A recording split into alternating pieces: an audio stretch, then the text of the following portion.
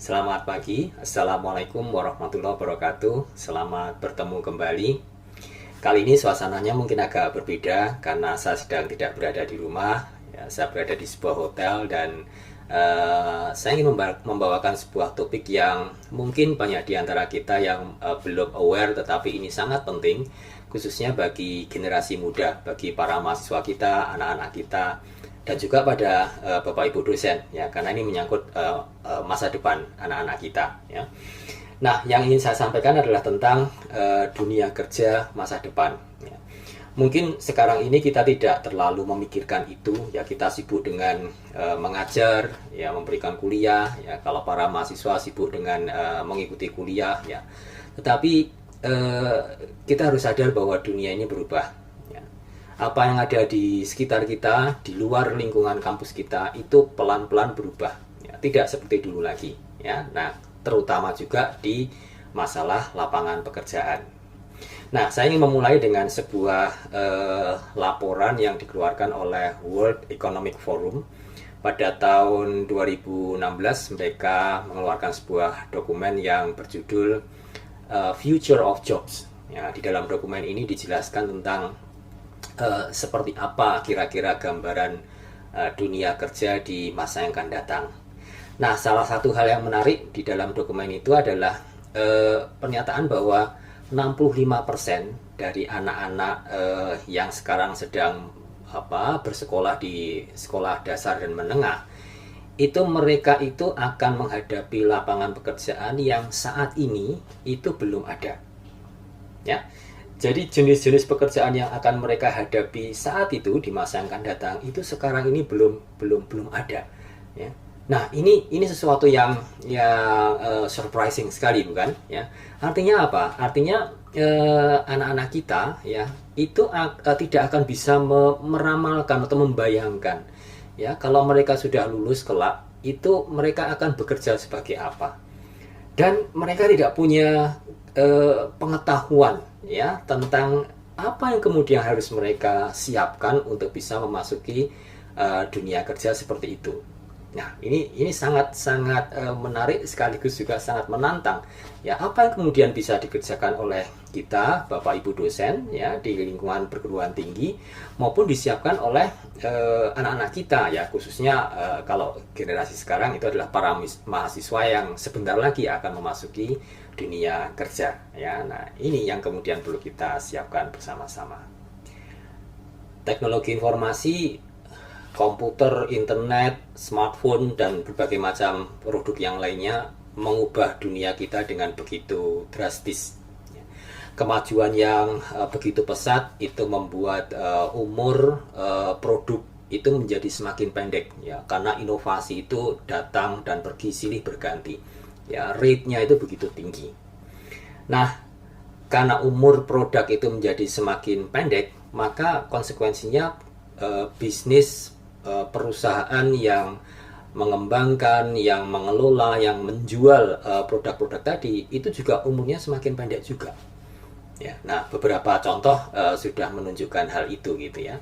Kita tahu misalkan Instagram, ya. Instagram itu umurnya cuma beberapa tahun saja, kalau tidak salah mungkin sekitar 3 tahun, ya. Jadi baru berumur 3 tahun dia kemudian dibeli oleh Facebook. Nah, begitu dia pindah kepemilikan menjadi bagian dari Facebook, maka kemudian core bisnis yang asli dari Instagram itu hilang, ya. Jadi sekarang Instagram itu menjadi bagian dari bisnisnya Facebook, punya arah, punya strategi yang berbeda dari yang asli, ya. YouTube juga demikian, ya.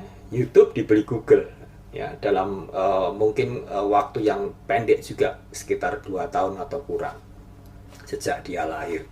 Nah, begitu dia diakuisisi oleh Google, maka produknya juga sudah akan berubah, ya. Nah, jadi umur bisnis yang pendek ini menunjukkan apa? Dinamika yang sangat cepat. Nah, sekarang kalau kita coba kaitkan dengan proyeksi anak-anak kita, ya, para mahasiswa yang sekarang sedang kuliah misalkan, ya, mereka nanti katakan mereka punya umur produktif, ya, umur yang usia kerja begitu sekitar 50 tahun katakan. Nah, jika misalkan kita ambil contoh aja, umur rata-rata sebuah perusahaan itu 10 tahun lah katakan, ya, sebelum dia diakuisisi oleh perusahaan lain atau mereka bubar karena produknya tidak laku. Apa artinya? Artinya anak-anak kita itu akan, ya, dalam masa 50 tahun produktifnya tadi, ya, mereka akan berpindah-pindah kerja, ya kan, dari satu perusahaan ke perusahaan yang lain. Nah, ini yang menurut saya juga sangat-sangat menarik karena ini sangat berbeda dengan apa yang saya alami lah, ya. Dulu begitu saya lulus, saya jadi dosen, ya sudah, ya, dari dulu lulus sampai nanti saya pensiun, saya most likely tidak akan berpindah pekerjaan, dan itu juga yang dialami oleh orang-orang segenerasi saya. Nah, jadi ini suatu perubahan yang sangat luar biasa. Nah, artinya apa?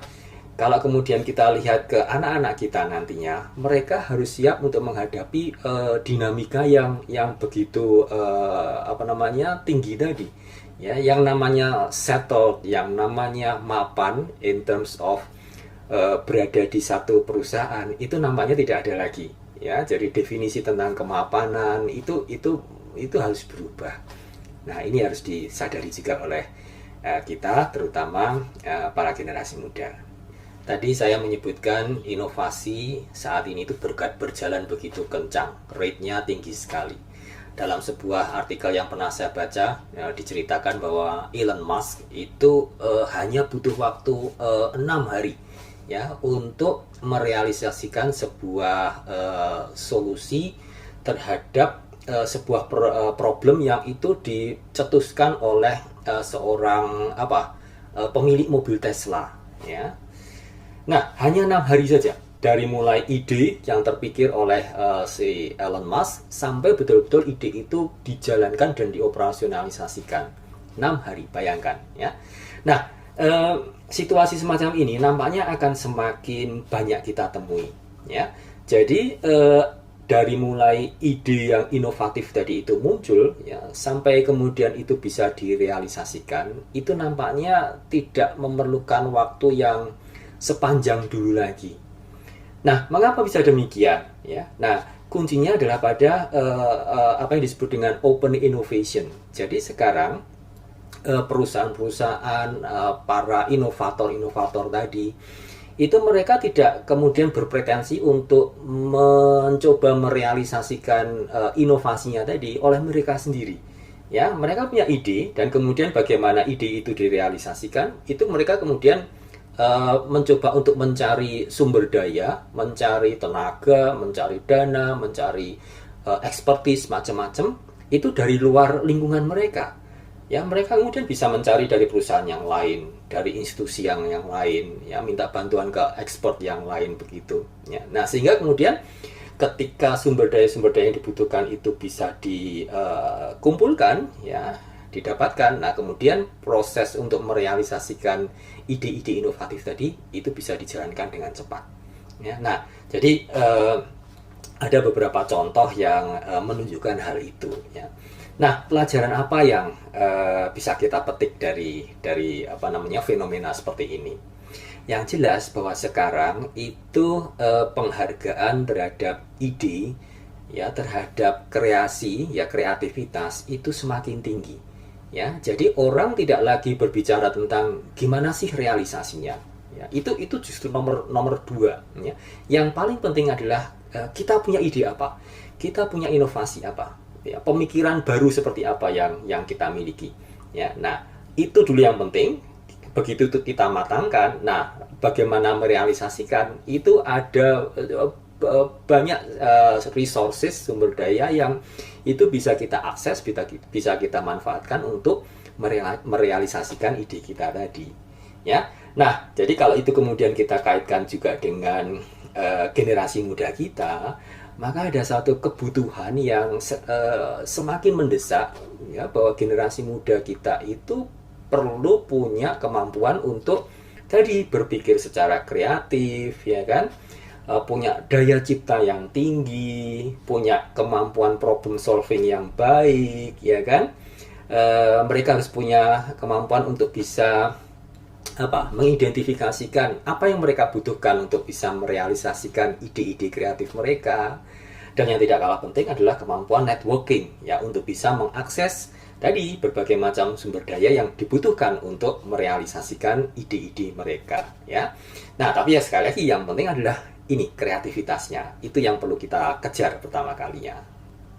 Nah, berikutnya kita juga paham bahwa dunia masa depan itu akan sangat didominasi oleh otomatisasi, ya, peran komputer, ya, lebih khusus lagi robotika, kemudian kecerdasan artifisial, ya, machine learning segala macam itu akan sangat mewarnai dunia kerja di sekeliling kita.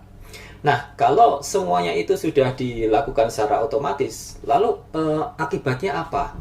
Nah, tentu saja bisnis perusahaan itu harus menyesuaikan, ya, cara kerjanya itu harus berubah, ya.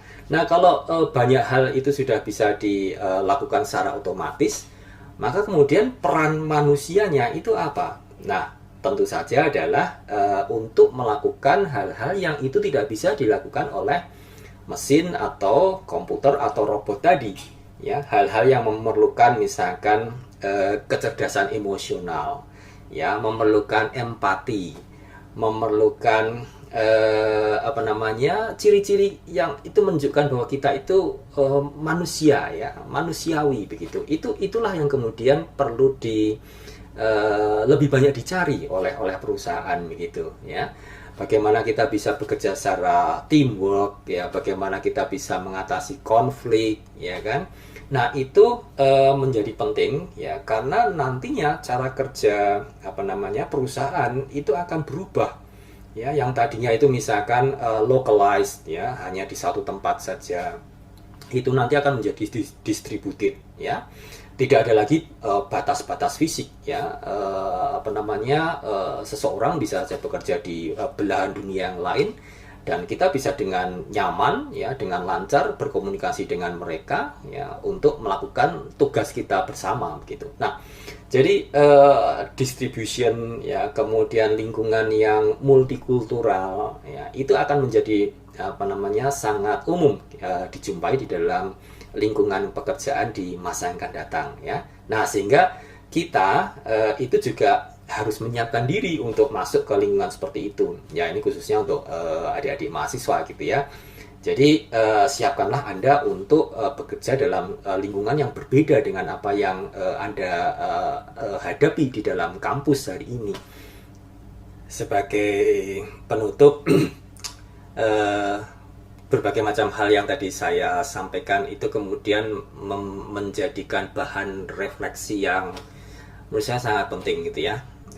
Bagaimana kita yang bergerak di dunia pendidikan itu nanti bisa menyiapkan generasi muda, para mahasiswa untuk memasuki dunia kerja yang begitu berbeda dibandingkan dengan apa yang ada saat ini, ya.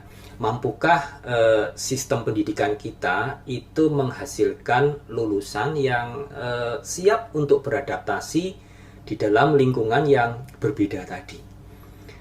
Rasanya kok masih cukup banyak yang harus kita siapkan, yang kita harus benahi, ya, dengan pendidikan kita saat ini gitu.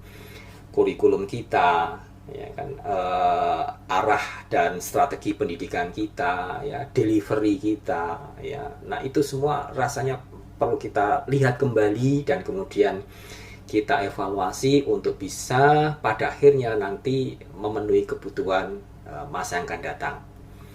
Sebagai pendidik kita punya kewajiban moral, ya, untuk bisa menyiapkan anak-anak kita, generasi muda kita agar mereka siap untuk memasuki dunia kerja yang berbeda dengan apa yang kita hadapi saat ini.